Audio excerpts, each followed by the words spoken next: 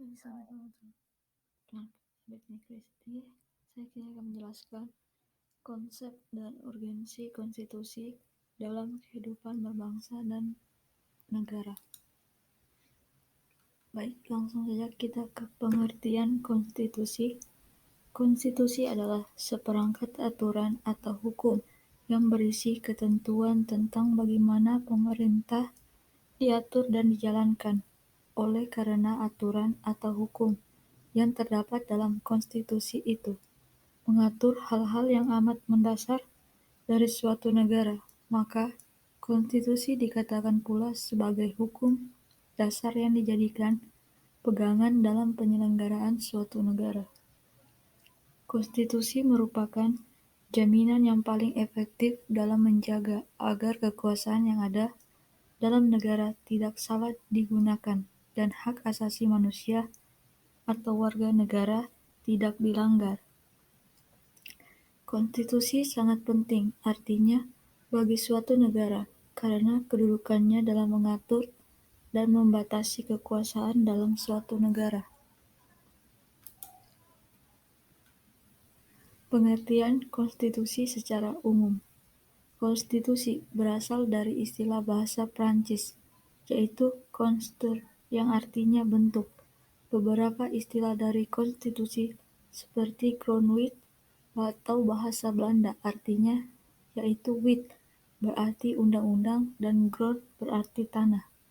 Beberapa negara yang menggunakan istilah constitution bahasa Inggris untuk mengartikan konstitusi dalam bahasa Indonesia.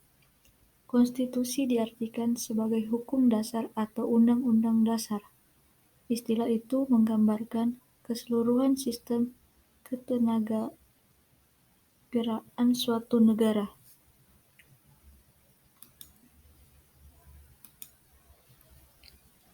Fungsi konstitusi. Konstitusi berfungsi sebagai landasan konstitusionalisme. Landasan konstitusionalisme adalah landasan berdasarkan konstitusi, baik konstitusi dalam arti luas maupun konstitusi dalam arti sempit. Konstitusi berfungsi untuk membatasi kekuasaan pemerintah sedemikian rupa sehingga penyelenggaraan kekuasaan tidak bersifat semena-mena. Konstitusi berfungsi membatasi atau mengendalikan kekuasaan penguasa agar dalam menjalankan kekuasaannya tidak sewenang-wenang terhadap rakyatnya. Berbagai konstitusi yang pernah berlaku di Indonesia. Sejak proklamasi kemerdekaan, bangsa Indonesia sudah menciptakan 3 buah konstitusi, serta memberlakukannya dalam masa yang berbeda-beda.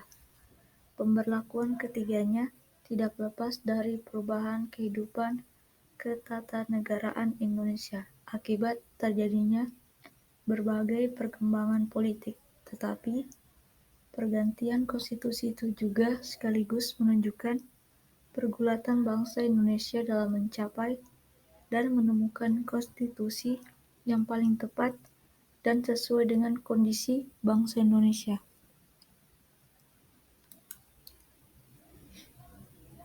Dapat dilihat dalam slide ini konstitusi yang pernah berlaku di Indonesia, antara lain Undang-Undang Dasar 1945, 18 Agustus 1945 sampai 27 Desember 1949, Konstitusi RIS 1949, 27 Desember 1949 sampai 17 Agustus 1950, Undang-Undang Dasar Sementara 1950, berlaku antara 17 Agustus 1950 sampai 5 Juli 1959.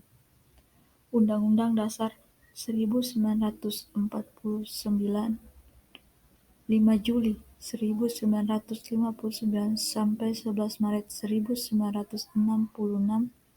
Undang-Undang Dasar 1945 setelah amandemen 19 Oktober 1999 sampai dengan sekarang.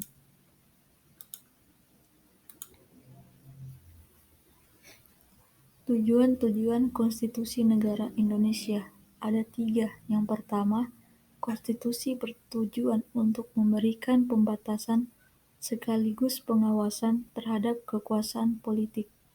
Yang kedua, konstitusi bertujuan untuk melepaskan kontrol kekuasaan dari penguasa itu sendiri.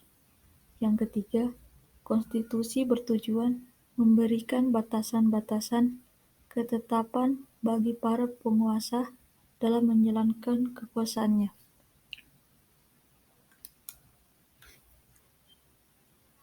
Kesimpulan, saat ini negara Indonesia menggunakan Undang-Undang Dasar 1945 sebagai konstitusi.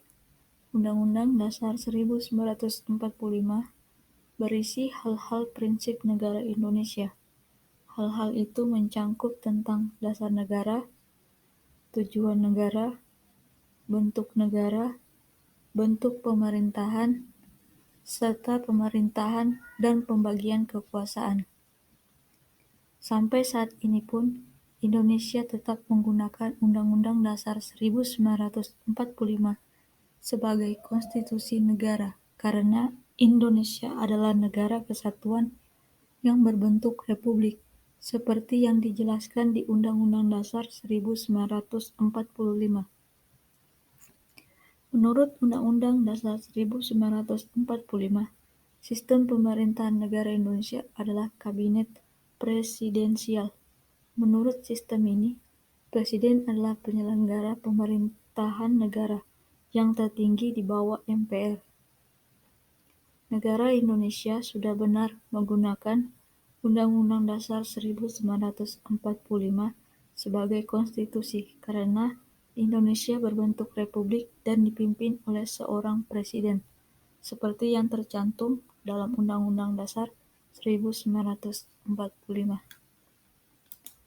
Baik, itu saja yang dapat saya sampaikan pada materi ini. Lebih dan kurangnya mohon dimaafkan. Terima kasih.